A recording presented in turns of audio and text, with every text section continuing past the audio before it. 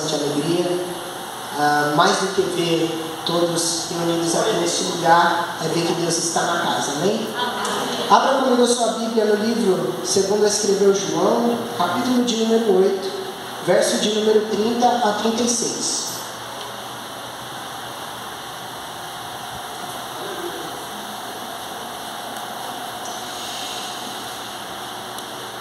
Assim diz as Sagradas Escrituras. Dizendo ele estas coisas, muitos creram nele. Jesus dizia, pois, aos judeus que criam nele: se vós permanecerdes na minha palavra, verdadeiramente sereis meus discípulos, e conhecereis a verdade, e a verdade vos libertará. Responderam-lhe: somos descendência de Abraão, e nunca servimos a ninguém. Como dizes tu, sereis livres? Responderam-lhe Jesus: em verdade vos digo, que todo aquele que comete pecado é servo do pecado. Ora, o servo não fica para sempre em casa, mas o filho fica para sempre. Se, pois, o filho vos libertar, verdadeiramente sereis livres. Amém? Pode se assentar. Meus queridos irmãos, o livro de João é escrito pelo João, que foi discípulo de Jesus, mais tarde se tornou apóstolo. O livro de João, no capítulo de número 20, no verso de número 31, nos é descrito o motivo deste evangelho ter sido escrito. Ele foi escrito para que saibamos que Jesus é o Cristo, Filho de Deus, e que no nome dele nós tenhamos vida. O capítulo de número 8, do verso de número 1 ao verso de número 11, Jesus está aqui no templo. A Bíblia descreve que ele desce do Monte das Oliveiras, aonde ele vai ensinar a um povo dentro do templo. Quando Jesus está ensinando aquele povo, vem os fariseus ao seu encontro e os escribas. Quando os fariseus e os escribas vêm ao seu encontro, trazem a ele uma mulher que foi apanhada no ato de adultério. E quando eles apresentam essa mulher a Jesus, eles falam: mestre, essa mulher foi apanhada no ato de adultério. A lei de Moisés fala que nós devemos apedrejá-la. E tu, pois, o que dizes? Ali eles procuravam motivo para acusar a Jesus. E Jesus começa a escrever na terra. Quando Jesus está escrevendo na terra, de tanto lhe oportunarem, ele pega e lhe fala: aquele que não tem pecado, atire a primeira pedra. Quando Jesus fala isso, há um significado. No livro de João, no capítulo de número 7, no verso de número 19, o próprio Jesus fala: não deu Moisés a lei a vocês? Entretanto, nenhum de vocês a segue. Quando ele fala isso a eles, ele está ressaltando a hipocrisia deles. Em Mateus, no capítulo de número 7, Jesus fala de o irmão que julga o outro. E ele fala: não julgais para que não sejais julgados. Porque antes de reparar o argão no olho do teu irmão, antes de reparar o cisco no olho do seu irmão, primeiro repare o argão no teu olho. E quando ele fala isso, ele está ressaltando a hipocrisia deles. Você sabe por quê, irmão? Porque pregar a palavra e não viver ela é como se não fosse nada. Não se prega para viver, se vive para pregar. Entendeu? Aqui a gente tem um Jesus que está ressaltando a hipocrisia deles. E eles, com o peso do pecado e da consciência, porque eles sabiam que não seguiam a lei, saem do mais velho até o último. E Jesus fala: mulher, onde estão os teus acusadores? Ela fala: Senhor, não sobrou nenhum. Jesus fala: nem eu tampouco te condeno. Vá, vá. Quando ele fala vá, ele está ali a libertando do jugo da lei, da espada da lei. Mas Jesus não só faz isso, irmão. Jesus fala: vai. E o quê? E não peques mais. Por quê? Porque ali Jesus já estava demonstrando ao que ele veio: oferecer o fruto do arrependimento, oferecer a graça.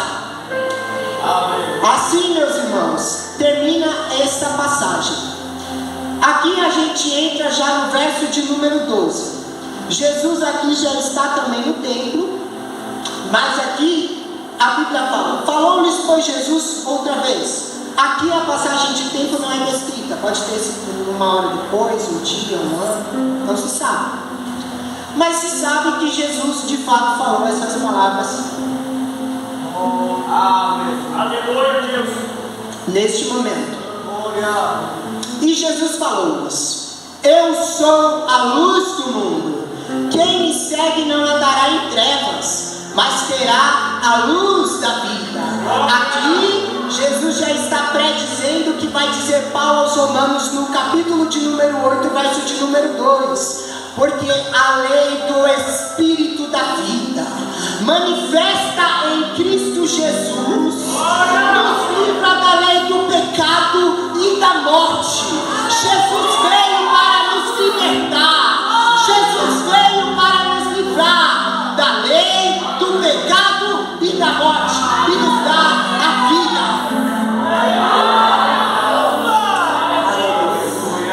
Louvado seja Deus. Disseram depois os fariseus: tu testificas de ti mesmo, teu testemunho é verdadeiro. Quando ele fala isso, ali os fariseus estavam apresentando a ele a lei, mas eles não eram cumpridores dessa lei. Então Jesus está ali, e os fariseus, meus irmãos, eles são definidos como mestres da lei, pregadores da lei, que não viviam a lei. Respondeu Jesus: ainda sou eu que testifico de mim mesmo, o meu testemunho é verdadeiro, porque eu sei de onde vim e para onde vou. Vós não sabeis de onde vim e nem para onde vou. Vós julgais segundo a carne, eu a ninguém julgo. Quando Cristo fala aqui, vós julgais segundo a carne, eu a ninguém julgo, Jesus está falando que não julga como homem, porque Jesus é aquele que esquadrilha o nosso coração. Jesus é aquele que sabe a intenção do nosso coração. Jesus é aquele que sonda a nossa alma. Se na verdade julgo, o meu juízo é verdadeiro, porque não só sou eu que julgo, mas eu e meu Pai que me enviou. E na vossa lei também está escrito que o testemunho de dois homens é verdadeiro. Aqui ele continua: disseram-lhe, pois, onde está teu pai? E Jesus respondeu: não conheceis a mim e nem a meu Pai. Se vós conhecesseis a mim, também conhecereis a meu Pai. Estas palavras disse Jesus no lugar do tesouro, ensinando no templo, e ninguém compreendeu, porque ainda não era chegada a sua hora. Jesus ali estava em um cenário onde nós temos ali os fariseus, onde eles ensinavam ao povo, e nós temos a arca do tesouro, e ali Jesus vai no meio deles. Irmãos, Jesus vai no meio dos seus inimigos. Jesus vai no meio dos inimigos levar a palavra do Pai. Há pessoas que não conseguem falar de Jesus para quem está do seu lado. Irmãos, às vezes a gente pensa que quem precisa de Jesus está muito longe, mas ao contrário, não, está muito perto. Por quê? Porque às vezes a pessoa está padecendo ali do seu lado e você só olha de fora. Nós temos que ter este cuidado, irmãos, porque às vezes há quem padece de Cristo perto de nós. E a nossa missão é pregar o Evangelho a eles. Que Jesus veio para libertar, que Jesus veio para salvar, e que Jesus derramou o seu sangue na cruz do Calvário. E ali ele continua: essas palavras disse Jesus no lugar do tesouro, ensinando, e ninguém aprendeu, porque ainda não era chegada a sua hora. Quando a Bíblia fala porque ainda não era chegada a sua hora, não é só no capítulo número 8 de João que essa frase se recorre. Em outros momentos da Bíblia também fala que Jesus não foi preso e que Jesus não foi morto? Porque não era chegada a sua hora. Você sabe por quê, irmão? Porque Jesus estava no esconderijo do Altíssimo. Porque Jesus estava na sombra do Onipotente. Sabe por quê? Porque aquele que Deus guarda ninguém toca. Aquele que é escolhido ninguém toca. Porque o Senhor que enviou é o Senhor que guarda.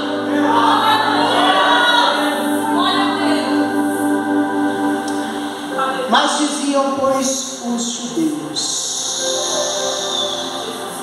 Disse Jesus outra vez: retira-me e buscar-me-eis e morreis no vosso pecado. Para onde eu vou, vós não podereis ir. Diziam, pois, os judeus: porventura quererá matar-se a si mesmo? Para onde eu vou, vós não podereis ir. E dizia-lhes: vós sois de baixo, eu sou de cima. Vós sois deste mundo, eu não sou deste mundo. Por isso que vos disse que morrereis em vossos pecados. Porque se não crerdes que eu sou, morrereis em vossos pecados. Aqui Jesus já estava falando sobre o pecado.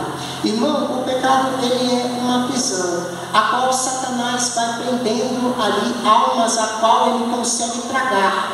São correntes, são coisas que são colocadas na vida dos nativos do pecado. E ali eles estão tão contaminados pela pecaminosidade que eles não conseguem mais sentir a Deus, que eles não conseguem mais sentir o Espírito Santo, porque eles não conseguem ter os frutos do arrependimento. E quando Cristo vem para nos libertar, irmão, é para nos libertar. Olha o que Paulo vai nos falar ao livro de Gálatas: estais, pois, firmes na liberdade com que Cristo nos libertou, e não torneis a meter-vos debaixo do jugo de servidão. Jesus nos libertou da servidão do pecado, irmão. Não tem como você viver um evangelho onde você vive no jugo do pecado. Você sabe por quê? Porque o seu destino vai ser o mesmo do ímpio, irmão. Não adianta pregar e não viver, cantar e não viver, porque o Senhor dirá: apartai-vos de mim.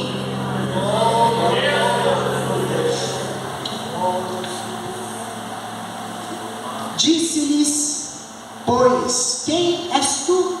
Jesus disse: isso mesmo já disse desde o princípio. Muito tenho a dizer e julgar de vós, mas aquele que me enviou é verdadeiro, e o que dele tem ouvido, isso fala ao mundo. Irmão, isso é tão bonito. Jesus aqui está falando da voz de Deus. Jesus aqui está falando de como ele ouvia a voz de Deus. E por que Jesus ouvia a voz de Deus? Porque Jesus se submetia à vontade de Deus. Quando Jesus escuta a voz de Deus, Jesus está colocando a sua vida nas mãos de Deus. Jesus consagrava a sua vida do seu deitar até o seu levantar, até o lugar onde ele repousava a sua cabeça. Jesus ouvia a voz de Deus como confirmação. Irmão, o coração de Jesus era voltado para Deus. Quando Jesus se vê aflito por conta da vontade de Deus, Jesus vai ao Getsemane e lá ele começa a orar. E quando ele vai orar, ele está aflito de alma, mas quando ele se levanta, ele fala: é chegada a hora em que o Filho do Homem será entregue na mão dos pecadores. Ali Jesus já estava se submetendo à vontade daquele que o enviou. Oh, glória! Irmãos, uma coisa bonita aqui também é como Jesus ouvia a voz de Deus. Você sabe como que Jesus ouvia a voz de Deus? O próprio texto diz, irmão. Porque se você está desligado, você não consegue pegar esses detalhes da Bíblia. Olha da onde Jesus vinha. Porém Jesus foi para o Monte das Oliveiras e pela manhã cedo voltou. Quando Jesus foi ao monte, irmão, Jesus foi orar. Você sabe por quê? Porque para Jesus ouvir a voz de Deus, primeiro Deus teve que ouvir a voz de Jesus. Irmão, para você ouvir a voz de Deus, primeiro Deus tem que ouvir a sua voz.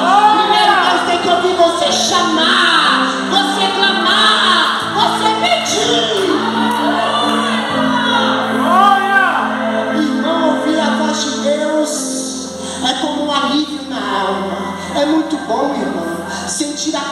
presença daquele que está acima de tudo e que está acima de todos. Irmão, eu lembro que quando meu pai estava pastoreado em Santo André, a gente tinha o costume de toda vez que iniciava o culto, a gente ajoelhava para orar. E a minha irmã era uma presença tão gostosa. Quando a gente levantava, a gente cantava um hino, que eu até aprendi a cantar esse hino, eu não sabia, mas esse hino mexe tanto comigo, que quem mora comigo sabe, eu vivo cantando ele. É assim, irmãos, ó. Nesta noite feliz, neste santo lugar, eu marquei um encontro com Deus. Seu amor é real, sua paz gozarei. Eu marquei um encontro com Deus.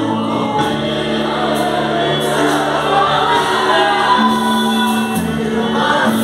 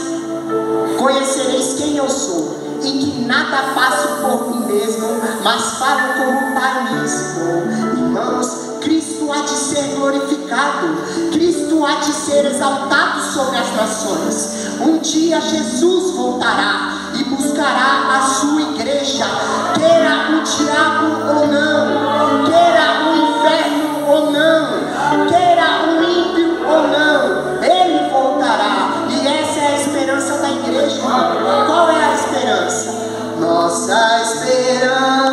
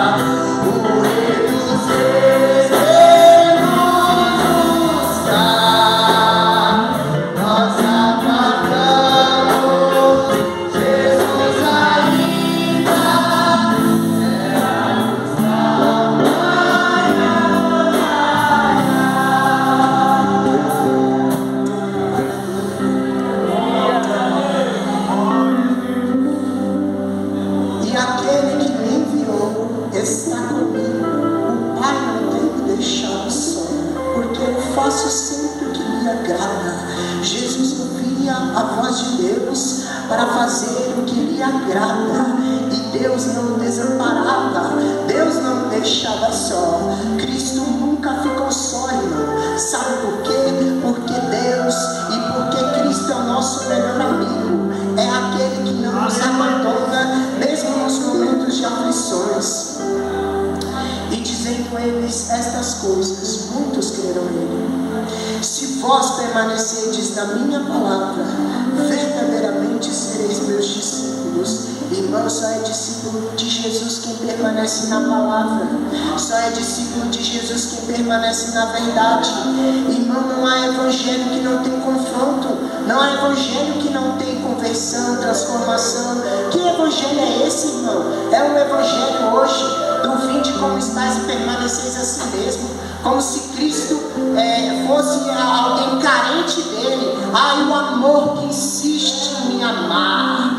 Oh, meu irmão, Jesus veio, irmão, porque você era pecador. Jesus veio, irmão, porque você merecia a morte. Você merecia morrer pelos seus pecados. Mas aí Cristo se levantou e veio para pagar o preço para a sua vida eterna junto ao Pai. E conhecereis a verdade, e a verdade vos libertará. Quando Jesus fala, conhecereis a verdade vos libertará. Irmão, a verdade é Jesus. Jesus que liberta. Se eles conhecessem a Jesus, eles seriam libertos. Cristo fala isso e eles falam: somos descendência de Abraão, nunca servimos a ninguém. Como dizes tu, sereis livres? Jesus falou numa linguagem ali, irmão, que eles não estavam muito compreendendo não. Aí Jesus falou: não, eu vou falar de novo. Aí olha o que ele fala: em verdade vos digo, que todo aquele que comete pecado é servo do pecado. Ora, o servo não fica para sempre em casa, o filho fica para sempre. Se pois o filho vos libertar, verdadeiramente sereis livres. Irmão, na cultura da época funcionava assim: a gente tinha o rei, a gente tinha o filho e a gente tinha o servo. Se o filho libertasse o servo era livre. O filho do Pai veio para nos libertar do jugo do pecado. E ele fala que se ele libertar, verdadeiramente sereis livres. Irmão, esta foi a palavra a qual o Senhor queimou no meu coração para eu pregar esta noite aqui. E eu quero agora, neste momento de término, fazer um convite. Se há alguém aqui que não aceitou a Jesus, que não tem a Cristo como seu único e suficiente Salvador, eu te convido agora a vir aqui à frente. Eu te convido agora a tomar uma decisão. Porque, irmãos, eu falo, Jesus é a melhor escolha da sua vida. Depois que você escolhe Jesus, irmão, a sua vida nunca mais é a mesma. Cristo faz uma transformação. Eu agora estendo o meu convite e faço ele pela última vez, porque Jesus disse que não é por força nem por violência, e que o Espírito Santo que convence o homem do pecado, do juízo e da justiça. Se há alguém aqui que não tem Cristo como Salvador, eu convido você agora a vir aqui à frente e tomar essa decisão de aceitar a Cristo como seu único e suficiente Salvador.